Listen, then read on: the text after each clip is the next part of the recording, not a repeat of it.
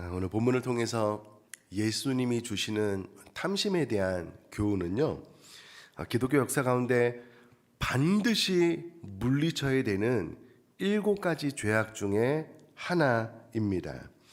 이 7가지 죄악이라는 리스트는요, 그레고리 대제가 리스트화해서 유래가 됐다라고 하는데, 사실 성경에서 이미 말하고 있는 내용이고요.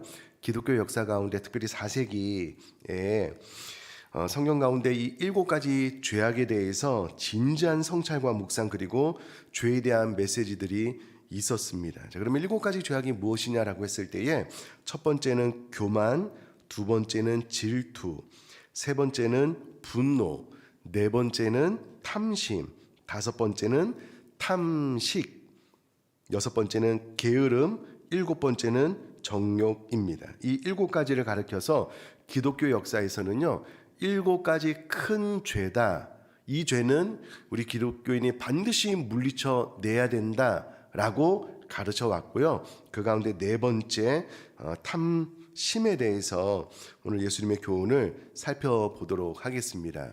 우리가 읽지는 않았지만 누가복음 12장 1절은 이렇게 기록이 되어져 있습니다. 그동안에 물이 수만 명이 모여 서로 밟힐 만큼 되었더니, 예수님의 가르침이 너무 탁월하고 깜짝 놀랄 만큼 신선한 것이어서요, 늘 예수님의 가르침 주변에는 많은 사람이 따라다니는데, 특별히 오늘 본문에는 수만 명이 모였다라고 기록을 하고 있습니다. 이 많은 사람들 앞에서 예수님께서 귀한 교훈을 베풀어 주시는데요, 갑자기 그 무리 가운데 한 사람이 툭 튀어나와서 예수님께 이렇게 요청을 하는 것이죠. 13절, 우리 중에 한 사람이 이르되 선생님, 내 형을 명하여 유산을 나와 나누게 하소서 하니, 아마도 두 형제가 있었던 것 같아요. 그런데 유대의 법에 의하면 부모님이 돌아가시게 되면 장자는 갑절로, 또 차자는 또 나머지 재산을 나누게 되는데요, 아마도 이 장자가 부모님의 유산 가운데 3분의 2 뿐만 아니라 이 동생에게 돌아가야 될 유산 가운데 3분의 1도 착취했던 것 같아요. 뺏어갔던 것 같아요. 그러니까 그 마음의 억울함을 이기지 못하고 이 동생이 예수님께 나와서 이 억울함을 호소해 달라고, 내 형에게 명령하여서 유업을 나와 나누게 해달라고 부탁을 합니다.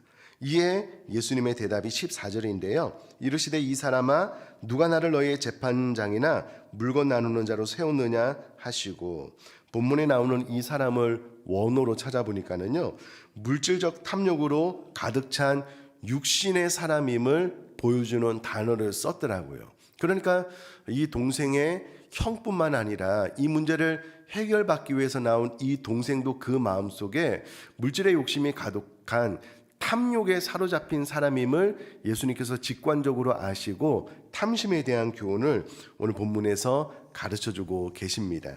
15절 말씀인데요, 그들에게 이르시되 삼가 모든 탐심을 물리치라. 사람의 생명이 그 소유에 넉넉한 데 있지 아니하니라 하시고,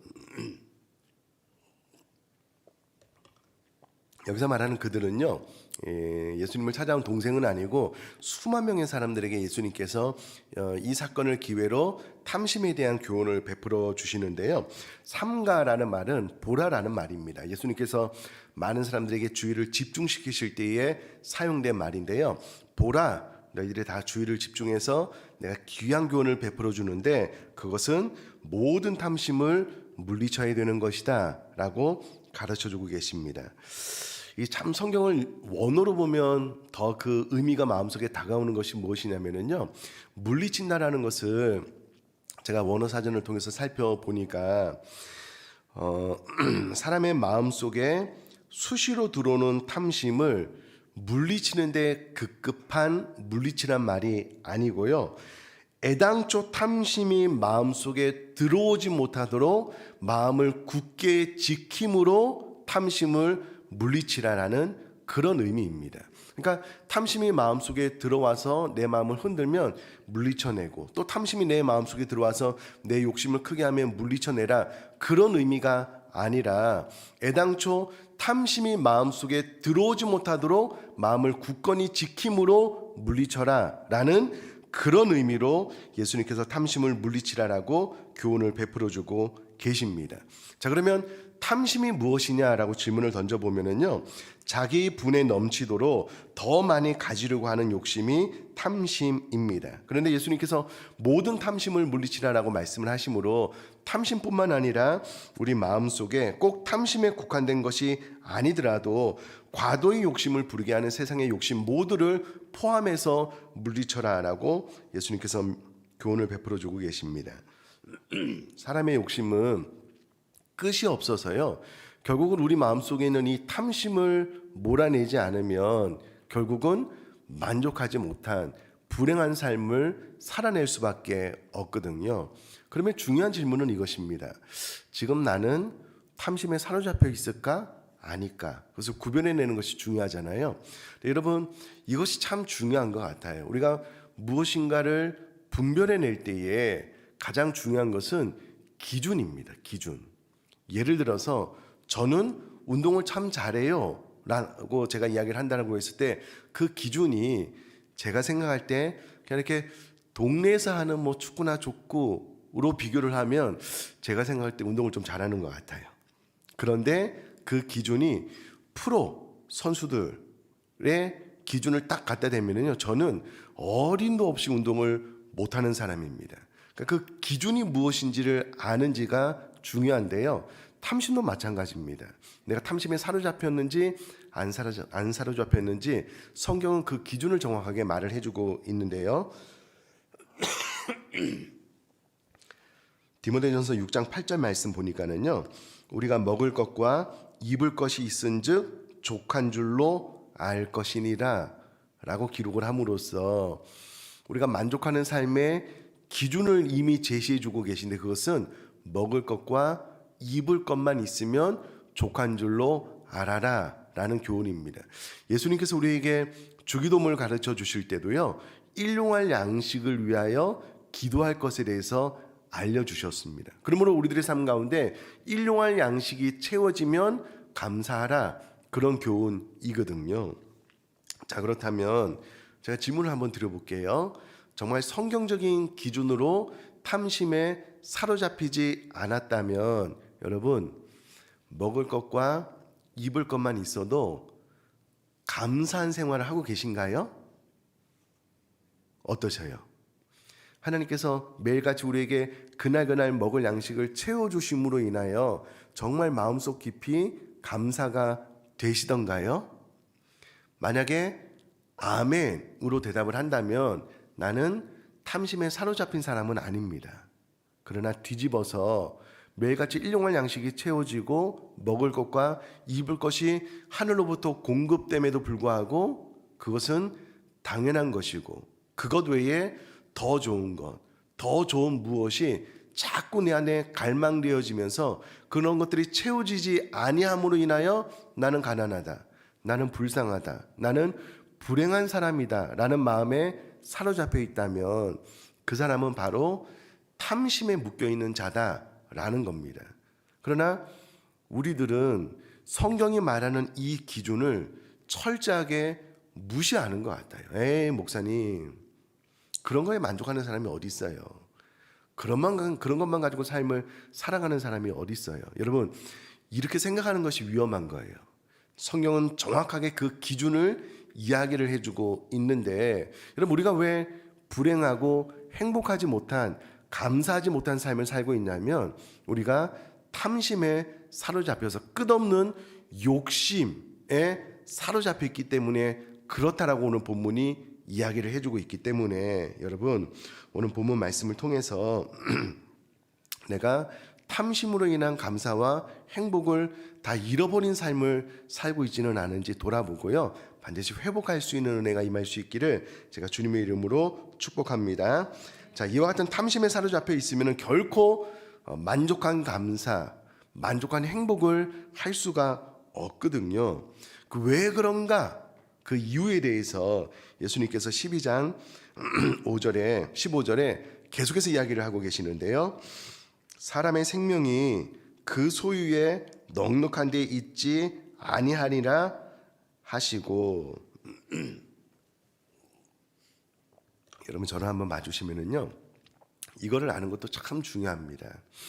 사람의 생명이 소유에 넉넉한 데 있지 않다라고 하는데, 여기서 말하는 생명은 두 가지 의미가 있는데, 우리가 생각하는 육체적인 생명, 또 하나는 초월적인 영원한 생명, 두 가지 의미가 있는 단어인데요, 오늘 본문에는 후자의 의미로 쓰여져 있습니다. 초월적인 생명, 영원한 생명. 이 생명은 사람의 소유에 넉넉한 것으로 채울 수 없다라는 겁니다. 소위 말해서 하나님과의 관계 안에서 하나님께서 부어주시는 평안, 행복이 임할 때에 우리 내면이 평안해지는 이 초월적인 생명은 이 세상에 말하는 모든 물질적인 것을 다 가지고 있다라고 해도 채워지지 않는 것이거든요. 근데 우리 사람들은 착각을 하는 거예요. 물질이 많으면 내 내면 초월적인 생명이 행복해지고 풍성해질 것이다라고 생각하는데, 이것은 전혀 다른 문제입니다.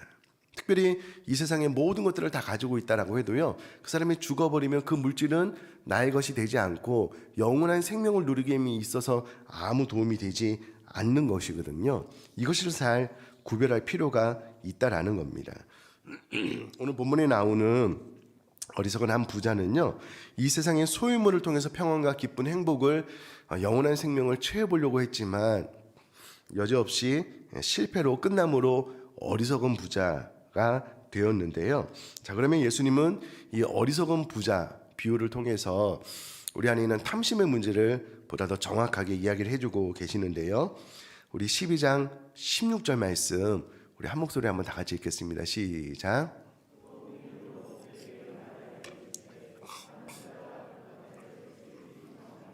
아멘. 여기서 풍성하다는 말은 풍성히 가지고 있다라는 말인데요.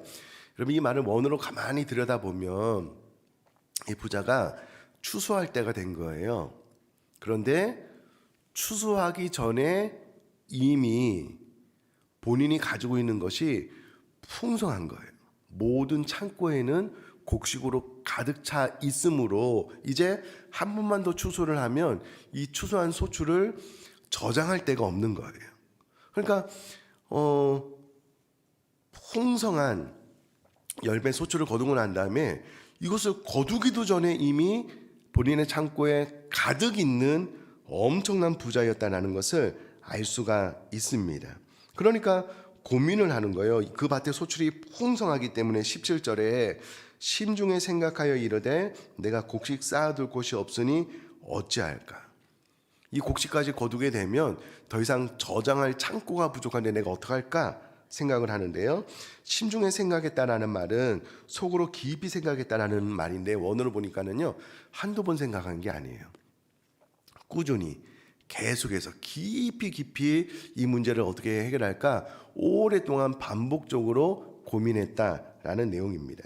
자, 중요한 것은 이 부자의 이와 같은 삶의 태도가 잘못된 것이 절대 아닙니다. 여러분, 오해하시면 안 되고요. 오히려 우리는 이 부자처럼 우리들의 사업을, 우리들이 해야 될 일들을 어떻게 해야 되는지 끊임없이 이렇게 묵상하면서 고민할 필요가 있어요. 이 자체가 잘못됐다라고 생각을 하시면 안 됩니다. 우리가 이와 같은 것들은 배워야 되는 항목들인 거예요. 그런데 안타까운 것은 17절 이하에 내가 곡식 쌓아둘 곳이 없으니, 사실은 원어로 보면 내가 어찌할 건데요, 17절 이하의 원어로 보면 내가 내가라는 단어가 6번 이상 나오게 됩니다. 이와 같은 삶의 태도는 나쁜 것은 아니지만 이 부자가 잘못된 것이 무엇이냐면 그의 언어 단어 안에 본인밖에 없는 거예요.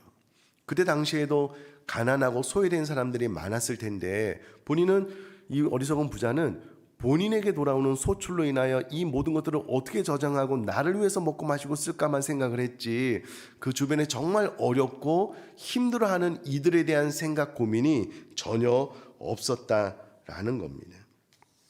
이게 어리석은 부자의 잘못된 행동이었다라는 겁니다. 뿐만 아니라 이 세상의 부만을 절대적인 것으로, 다른 모든 것들은 생각조차 하지 않고요, 세상의 부만을 키워나가는 것만 생각한 것이 이 부자의 잘못인데요. 계속해서 제가 18절 말씀 읽어보겠습니다. 또 이르되 내가 이렇게 하리라. 내 곡간을 헐고 더 크게 짓고 내 모든 곡식과 물건을 거기 쌓아두리라. 저자 누가는요, 헐고 짓고 쌓아두리라 라는 말을요, 단어를 다 미래형으로 쓰고 있습니다. 오늘 일어난 일이 아니고 내가 그렇게 잘 계획을 해서 미래에 그와 같은 일을 실현시킬 것들로 이야기를 하고 있습니다. 그런데 안타까운 것은요, 이 어리석은 부자의 계획이 실현됐는가, 현실로 나타났는가, 그러지는 못했습니다. 계속해서 살펴볼 내용이고요. 19절 말씀도 제가 한번 읽어보면, 또 내가 내 영혼에게 이르되 영혼아 여러 해 쓸 물건을 많이 쌓아두었으니 평안히 쉬고 먹고 마시고 즐거워하자 하리라 하되.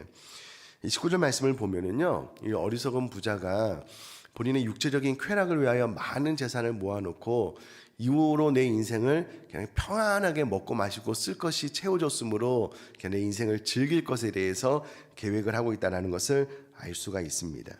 오늘 본문의 어리석은 부자 비유를 베풀어 주실 때에 이 부자가 어리석다라고 예수님께서 이미 선언을 하셨거든요. 근데 여러분, 가만히 생각을 해보면 우리도 그럴 수 있습니다. 여러분, 혹시 그런 생각 안 해보셨어요?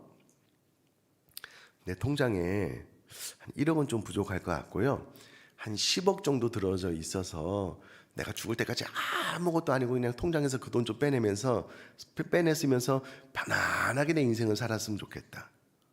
그런 생각 해보셨죠? 예, 한 4분 정도만 고개를 끄덕이고 저는 그런 생각 해본 적이 있거든요. 근데 그게 어리석은 부자의 생각이었대요. 많이 모아놓고 여러 해 쓸 물건이 지금 다 보장이 되었으니까 나는 아무 일도 안 하고 그냥 그 돈 쓰면서 편안하게 살아야 되겠다, 내 인생을 즐겨야 되겠다, 이런 생각을 가지고 있는 이 부자를 향하여 예수님께서 어리석다라고 이야기를 하시는 거거든요. 그러니까 그 생각이 옳은 것이 아님을 알 수가 있습니다. 그리고 앞서 말씀드렸다시피 이 어리석은 부자 가운데는요, 전혀 이 모든 것들을 하나님께서 나에게 주셔서 하나님께 감사하다라는 고백도 없고요, 그 주변 어려운 사람들을 위하여 그 물질을 나누고 베풀 생각도 없는 거예요. 오직 나만 알고 있는 이기적인 부자였다라는 것을 알 수가 있습니다. 자, 그러면 부자들은 다 그런가?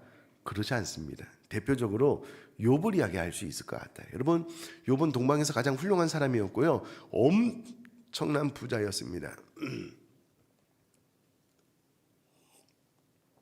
그러나 그럼에도 불구하고 그의 언어 가운데는요, 늘 하나님이 있었습니다. 그리고 그의 삶을 돌아보면은요, 정말 그 사회 가운데 어렵고 힘든 이들을 위하여 많이 나누고 재판정에 서고 정말 하나님께서 주신 복들을 흘려보냈던 것을 그의 삶을 통해서 알 수 있거든요.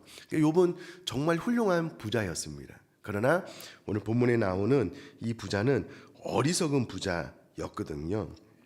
그러니까 그 마음속에 오직 나만 아는 이기적인 삶 가운데 정말 어렵고 힘든 이들을 위하여 나누고 베풀 것을 1도 생각하지 않는 이 사람, 무엇보다도 하나님께서 채우신 은혜에 대해서 일절 감사한 마음이 없는 이 어리석은 부자를 향하여서 20절에 이렇게 기록이 되어져 있습니다. 우리 20절 말씀도 다 같이 한 목소리로 한번 읽겠습니다. 시작.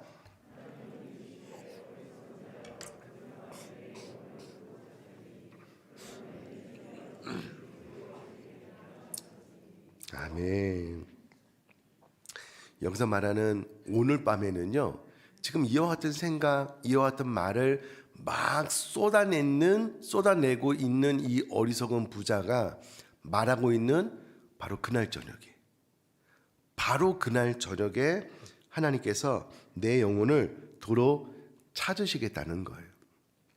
왜 이것이 가능하냐면 하나님만이 우리의 생명의 주인, 우리의 영혼의 주인이시기 때문에 하나님께서 영혼을 오늘 밤에 내가 너 영혼의 주인 내 것인데 난데 내가 가져갈 거야. 그러면 우리는 죽는 거예요. 마찬가지로 오늘 밤에 바로 그날 밤에 내 영혼을 하나님께서 도로 찾을 텐데 그러면 네가 준비한 네가 계획한 모든 것들이 누구의 것이 되겠느냐라고 반문하고 있습니다. 안타깝지만 우리는 세월호 사건을 통해서 죽음이 뜻밖의 어느 순간 우리에게 갑자기 들이 닥친다라는 것을 뼈저리게 경험을 했잖아요.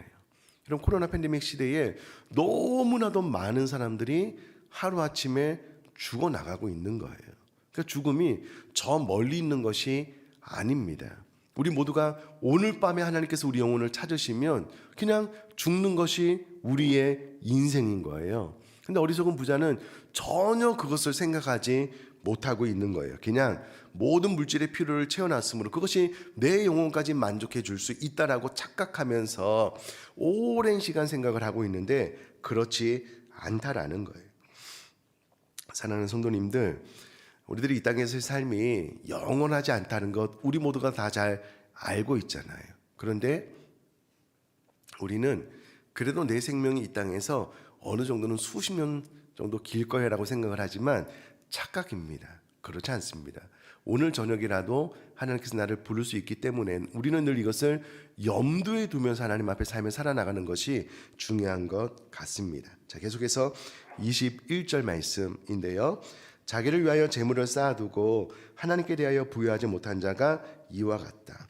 그러니까 자기 자신만을 위하여 물질을 쌓아놓고 하나님을 향하여 부여하지 못한 자는 이와 같이 어리석은 자다라고 이야기를 하고 있는 것이죠. 자, 그러면 뒤집어서 누가 어리석은 자가 아니고 지혜로운 자냐라고 했을 때에 하나님을 향하여 부여한 자가 지혜로운 자다, 어리석은 자가 아니다 라고 이야기를 베풀어주고 있는 겁니다. 자, 그러면 하나님을 향하여 부여한다는 말이 무슨 말이냐면요, 하나님을 향하여 헌금을 많이 하라 그런 말이 아닙니다. 가장 먼저는 하나님과의 관계의 친밀함, 이제 이 마지막 부분에 설명을 드릴 텐데요, 그것이 곧 하나님을 향하여 부여하다라는 것에 참 의미가 되겠습니다. 자, 그러면 여기까지 설명을 다 듣고 난 다음에요, 오늘 본문 말씀을 통하여 우리 마음속에 새게 될 교훈들 몇 가지만 나누도록 할 텐데요. 앞서 누가복음 12장 1절은 물이 수만 명이 모였다라는 기사로 시작된 것을 말씀을 드렸습니다. 수만 명의 사람들이 모여서 밟힐 정도가 된 그 많은 무리들에게요, 예수님께서 정말 영원히 기억해야 될, 마음속 깊이 새겨 놓아야 될 하늘 보화를 설명해 주십니다. 정말 기가 막힌 교훈들을 베풀어 주고 계시는데요. 누가복음 12장 4절 말씀 보니까는요, 몸을 죽이고 그 후에는 능히도 못하는 자들을 두려워하지 말라 라고 이야기를 하시면서 5절에 마땅히 두려워할 자 하나님을 두려워해야 된다, 정말 귀중한 교훈을 베풀어 주고 계시고요. 7절에 너희에게는 심지어 머리털까지도 다 세신 바 되었다. 하나님이 우리를 향하여 이와 같이 세밀한 섬세한 관심을 가지고 계시는데 머리털이 하루에 얼마나 많이 빠지고 새로 납니까? 그 모든 것까지 하나님께서 다 정확하게 셀 정도로 우리들의 삶 가운데 많은 관심을 가지고 계신 분이 하나님이시다라는 것을 가르쳐주고 있거든요. 계속해서 8절 말씀에 누구든지 사람 앞에서 나를 시인하면 인자도 하나님의 사자들 앞에서 그를 시인할 것이다. 그러므로 많은 사람들 앞에서 나를 시인하는 것이 중요하다. 나를 시인하지 않으면 나도 너 주님 다시 오시는 그날 너를 시인하지 않을 것이기 때문에 영원한 지옥 형벌을 받을 수밖에 없다. 너무나도 귀한 보아 하늘의 가치를 알려주고 계시잖아요. 그런데 오늘 본문에 나오는 탐심에 사로잡혀 있는 사람은요, 이와 같은 예수님의 교훈이 전혀 들리지 않는 거예요. 귀가 탐심에 꽉 막혀 있는 거예요. 오로지 자신에게 있는 이 돈 문제만을 해결하기를 원하는 마음만 마음에 가득한 거예요. 그러니까 예수님께서 가르쳐 주시는 너무나도 귀하고 값진 이 가르침은 1도 귀에 들어오지 않고 있다는 것을 알 수가 있습니다. 쉽게 말하면 이런 거예요. 제가 전에도 한번 말씀드렸는데요, 이렇게 막 설교를 하고 있잖아요.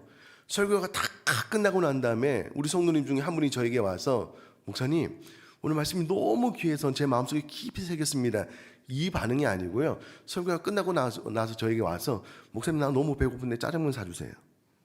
이거랑 똑같아요. 말씀은 하나도 들어오지 않고 그냥 배고픈 것만 해결하기 위해서 그 생각만 한 거예요. 그럼 탐심이 이와 같이 무섭습니다. 혹은 탐심과 비교할 수 없는 내 마음속에 어떤 욕심, 열망이 가득 채워지게 되면은요, 하나님의 말씀이 들려지지 않거든요. 우리나라는 그런 경우가 많이 없는데 이민사회에 대한 이야기를 보면 다 그런 것은 아닐 거예요. 그러나 일부는 해외에 계신 분들의 이야기를 들어보면 주일날 우리처럼 오후 예배가 없잖아요. 그러니까 성도님들이 예배가 끝나고 나면 골프로 교제를 많이 하시나 봐요. 오전에 예배 드리고 같이 식사하고 오후에 골프 치고, 오전에 말씀 들을 때요 말씀이 1도 안 들어온대요.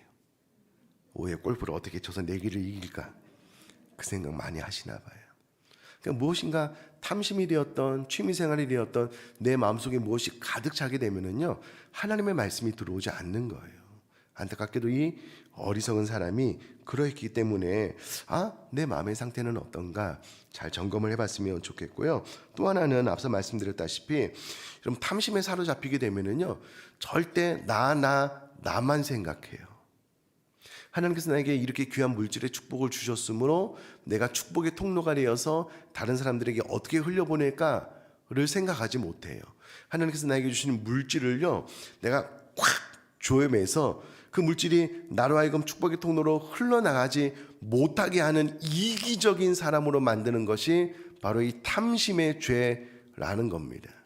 그럼 이것을 어떻게 할 수 있냐면 어렵지 않아요. 여러분들 혹시 가계부를 쓰고 계신다면 가계부 열어보면 답이 나와요.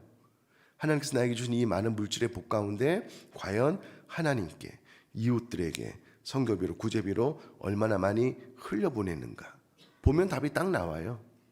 어느 순간 선교비도 구제비도 하나님을 향하여 정말 더 어렵고 힘든 이들을 향하여 지출이 없어요. 그러면 그게 탐심에 사로잡힌 나의 진정한 모습임을 보셔야 됩니다. 보시고 돌이켜서 많은 금액은 아니다라고 할지라도 흘려보낼 수 있는 삶을 사는 것이 중요하다라는 겁니다. 여러분 어느 순간부터 내 의식 가운데 이 어리석은 부자처럼 나와 같이 이 지역에 사는 나보다 더 어려운 이들을 향한 고민이 없어요. 해외에서 복음을 열심히 증거하면서 어렵게 사는 선교사님에 대한 이 안타까운 마음이 1도 없어요. 그러면 내 마음이 점점 탐심에 물들어가고 사로잡혀 있는 거구나라고 빨리 생각하시고 돌이키시면 좋겠습니다. 여러분 이 부분이 하나님 편의 입장에서 보면 하나님 편에서 보면은요 정말 중요한 부분이어서 타협할 수 없는 부분인 거예요. 그래서 하나님께서 11조를 내게 하시는데 11조도 성경에 엄밀히 따지면 한두 가지가 아닙니다. 우리가 오늘날 드리는 10의 1조뿐만 아니라 회식의 11조도 있고요. 매년 3년마다 구제의 11조도 있습니다. 회식의 11조는 10분의 1을 가지고 와서 그 동네의 어려운 분들과 같이 나누라는 거고요. 구제의 11조도 마찬가지입니다. 이것은 옵션이 아니라 의무였는데요. 이 모든 것들을 다 합쳐보면 진짜 수입의 한 23% 정도를 드렸다라고 성경학자들이 이야기를 합니다.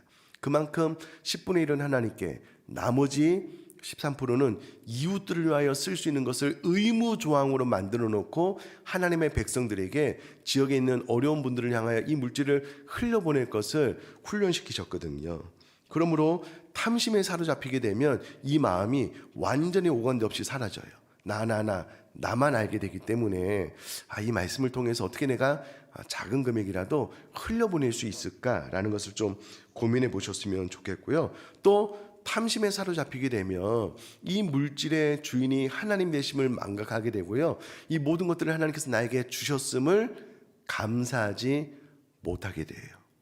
어떻게 어떤 생각이 드냐면 내가 노력해서 내가 번 돈인데 이것은 내 것인데 내가 마음대로 쓰는 게 뭐가 문제냐, 이렇게 생각하는 것이 탐심에 사로잡힌 결과라는 거예요. 진정한 신앙을 가진 사람들은 하나님께서 나에게 건강 주시고 하나님께서 나에게 일터 주시고 하나님께서 나에게 재능을 주셔서 일함으로 이 많은 물질이 나에게 부어짐으로 이 모든 것들의 주인은 하나님입니다 라고 고백하게 돼요. 하나님께 드리고 흘려보내게 됩니다. 이것을 어떻게 또 점검해 볼 수 있냐, 제가 제 사랑하는 아내랑 결혼하고 처음에 전도사로 사역하면서 받은 사례가 40만 원이 안 됐거든요. 그때 뭐 이것저것 떼면은 한 달 사는 것이 불가능했어요. 그럼에도 불구하고 제 아내와 저는 늘 첫 사례를 받으면 가장 먼저 11조와 헌금을 먼저 떼고 나머지 금액으로 살며 살았습니다. 한 달에 한 번 외식하는 거 힘들었던 것 같아요. 우리가 할 수 있는 것은 포장마차에서 컵떡볶이, 떡꼬지 사가지고 오면서 집에 들어오면서 그거 먹으면서 행복하게 이야기 나눈 것이 다였던 것 같아요. 근데 분명한 원칙은 있었어요. 하나님께서 나에게 주신 물질이기 때문에 가장 먼저 하나님 것 떼어놓고 저희 것들을 사용했거든요. 돌아보니까 이렇게 많은 복과 은혜를 주셨더라고요. 여러분, 우리가 탐심에 사로잡히게 되면은요, 하나님께서 나에게 주신 물질 가운데 나를 위해서 쓰는 것을 먼저 떼놓게 돼요. 그리고 남으면 11조도 내고, 남으면 흘려보내고, 순서가 잘못된 겁니다. 탐심에 사로잡히지 않게 되면은요, 가장 먼저 하나님의 것을 구별해 놓고 나의 것을 쓰게 되니까 이것을 통해서 더 잘 점검을 해보시면 좋겠습니다. 자, 그러면 탐심을 물리치고 탐심으로부터 자유롭게 되려면 어떻게 하면 되느냐라고 했을 때 21절에 하나님께 대하여 부유하지 못한 자가 어리석은 자가 되므로 하나님께 대하여 부유하게 되면 탐심으로부터 자유하게 되거든요. 그러면 하나님께 대하여 부유한 자가 어떤 자냐라고 했을 때에 앞서 말씀드렸다시피 하나님께 대하여 부유한 자는 하나님과의 관계가 친밀한 자입니다. 여러분, 그럴 때 있죠. 저도 그럴 때가 있는데요. 새벽에 그냥 하나님 앞에 나와서 금요성령 기도에 하나님, 그냥 하나님 이름 한번 불렀을 뿐인데 하나님께서 등 뒤에서 이렇게 포근하게 안아주심을 느낄 때가 있어요. 출근할 때 하나님께서 바람으로 이렇게 머릿결을 이렇게 쓰다듬으면서 오늘 열심히 수고해 등을 이렇게 툭툭 두드려주는 그런 느낌을 받을 때가 있어요. 오면서 막 찬양하고 막 신나게 하나님 위해서 하루를 시작할 때가 있거든요. 하나님께 대하여 부유한다라는 말은 이와 같이 하나님과의 관계에 있어서 친밀하다라는 말입니다. 그러면 하나님의 은혜가 내 안에 부어지는 것을 온몸으로 경험하면서 그 하나님의 은혜로 배부르게 돼요. 하나님의 기쁨, 하나님의 평안으로 배부르게 돼요. 진짜 영적으로 부유하게 되면은요, 진짜 행복하고 진짜 감사하고 진짜 평안하고 진짜 하나님 앞에 찬양으로 영광 올려 드릴 수밖에 없는 부유한 자가 되는 것을 경험하거든요. 그러므로 하나님께 대하여 부유하다라는 말은 하나님과의 관계가 친밀함으로 부유한 자다라는 그런 의미이기 때문에 결국은 탐심으로부터 자유롭게 되려면은요, 하나님과의 관계가 친밀해지고 하나님이 내 인생의 최고의 가치가 되면 물질의 노예로부터 자유롭게 될 수 있고 진정한 의미의 부자가 될 수 있다라는 거예요. 자, 이 고백을 마음속 깊이 했던 단 한 사람 이야기해보라면 다윗을 이야기할 수 있을 것 같습니다. 시편 23편 1절에 보니까는요, 여호와는 나의 목자시니 내게 부족함이 없으리로다. 그 뒤에 고백을 보면은요, 사망의 음침한 골짜기로 다닌대요. 죽을 위기를 만나도 원수의 목전에서 내가 위태위태한 상황 가운데 원수의 목전에서 상을 베푸시는 하나님을 경험하니 여호와가 나의 목자가 되셔서 나는 부족함이 없다라고 고백을 하거든요. 다윗이 무엇인가를 많이 가져서가 아닙니다. 여호와가 나의 목자가 되셔서 나는 부족함이 없다라고 고백함으로 진정한 부자, 진정한 부유한 삶을 누렸던 고백이 되는 것이거든요. 그러므로 사랑하는 성도님들, 오늘 본문 말씀을 통해서 여러 가지 말씀을 드렸습니다. 내 마음이 탐심에 사로잡혀서 어느 순간 감사가 없어요. 다른 사람과 자꾸 비교함으로 먹을 것과 입을 것만 있어도 감사가 되지 않아요. 자꾸 원망하고 불평하고. 왜 그러냐면 탐심에 사로잡혀 있기 때문에 그렇습니다. 그러므로 하나님과의 관계에 친밀함을 회복함으로 부자가 되셔서 탐심으로부터 진정한 자유를 누리고요, 매일의 삶 가운데 다시금 감사가 넘치는, 행복이 넘치는 신앙생활 해 나갈 수 있게 되기를 주님의 이름으로 축복합니다.